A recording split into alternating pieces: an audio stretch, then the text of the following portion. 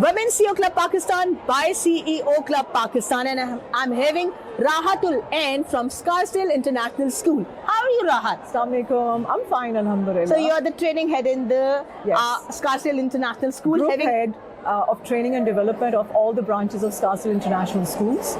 We're originally, our pioneer branch was at DHA, Okay. along with the Gulberg branch. Okay. But then we wrapped up our Gulberg branch, and Sadaf used to be one of the pioneers. She's currently as also the acting CEO over here. You just met Okay. her Yes, earlier yes, as I well. did. Yeah, and basically this is a very exclusive group of schools. Yes. So we have one in Lake City. There's another one opening up in Beria Town. Inshallah, we're branching off to Dubai as well. Wow. Yes. And I got to know that this is the first ever STEM-based school here in Yes, Pakistan. it's the first accredited STEM-based school in Pakistan by Cognia. Oh, wow. Right. And at the same time, we are also accredited by Cognia for our, different rubrics, for different standards and everything as such. So, and the good thing is that we have a lot of variation. So our DHA branch generally caters to the American High system, where we give the American High diploma.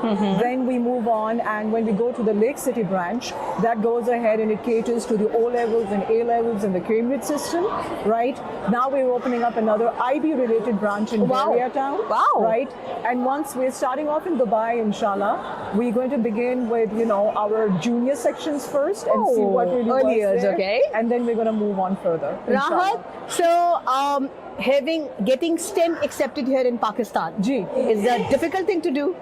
Well, initially the concept of STEM itself was something that was known but was not quite understood. Yes. So when you are a STEM school, you need to go ahead and integrate STEM and practice STEM as a daily practice everywhere. Yes. Right?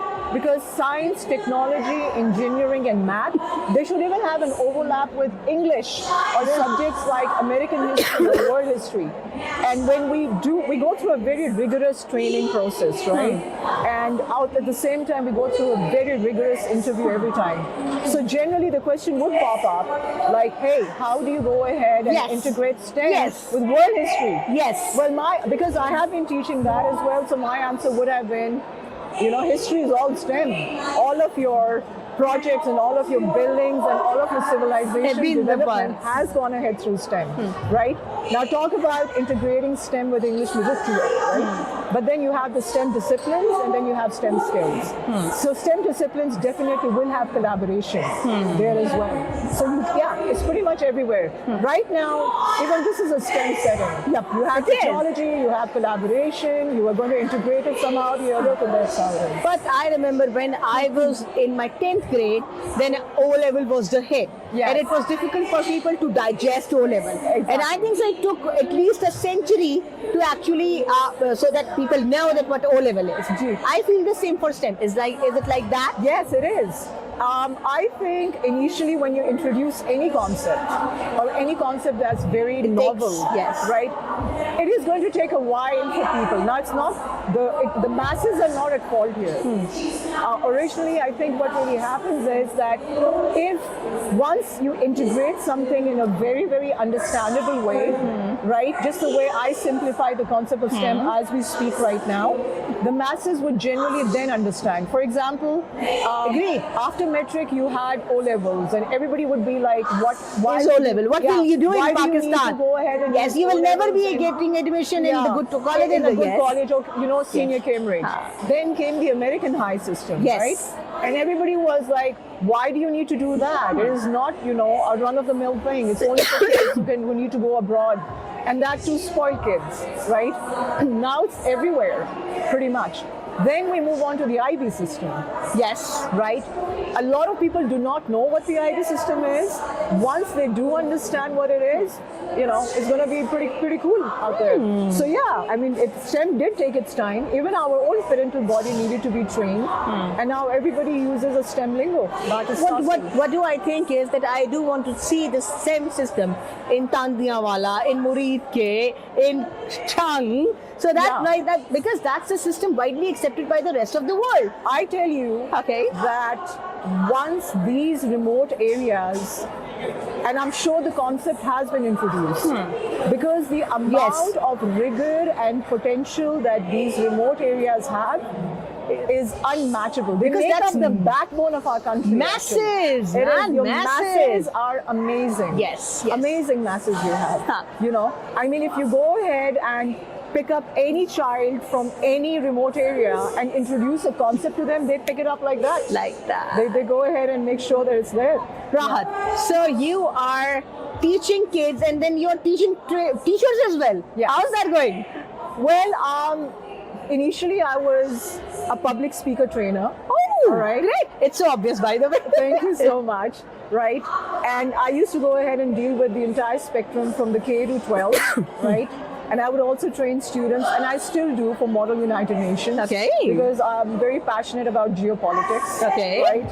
And Good. public speaking is something that I Love to do. I mean, it's Alhamdulillah, it's there. Okay. I think it's God given. So now, when it comes down to training the staff and professional development, I think it's a very, very enjoyable concept because when you develop people, you grow along with them. So my director, her name is Sabah Khan. Okay. Right. She generally owns, the Scarsdale branches as well. So she asked me, she was like, what contribution You can do. have you gone ahead and done, by the end of the year, and where do you see yourself? And my answer was that, look, Sabah, I can only grow if my organization grows, right? And she said, okay, show me what you got. And from there, this training and development program came in. We recently signed up with the Franklin Covey Great. organization as well. The Sean Covey was leaders, I visiting know. Pakistan. There was a great symposium, so we signed up for the Leader in Me program as well. They're known for that. They're known for that, and I love the way they've gone ahead and flipped the definition of being a leader. So a leader is not a title, it is a mindset. It is. Yeah, for it is sure. a mindset, and anybody can be a leader. So that was there, and now as you see your own people again, gravitate towards a new concept, I guess that is how you grow and your organization grows. So Okay. yeah. Rahat, you being a speaker, Ji. was it difficult when you are on stage with other men? Not at all. Not at all. Did you ever felt that they criticize, they hoot, or they because you're the only woman and then there are 6 men sitting over there? Was there any problem So ever? at one point in time, I was the only girl in my class. Okay. Right. So yeah, you're used to that. Okay. Yeah, but not just that. I think that men are extremely respectful towards an individual who basically knows their worth, right? Great. And you got to stand up for yourself. But I have never faced any kind of aggression, animosity. Alhamdulillah. Woo. In fact, I found them to be very supportive. Oh wow. They actually applaud you when you actually walk. So we your talk. women do love men too. Yes? We do. Yes. We So do. it's, what do I personally think is it's about how a human is. No gender thing. A woman could be so dangerous or a man could be very nice. And this goes vice versa as well.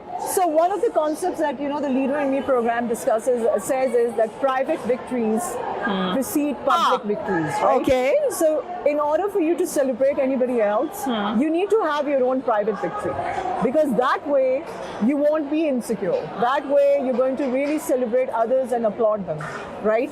And success is not, a one dish or a one plate. It's like a buffet.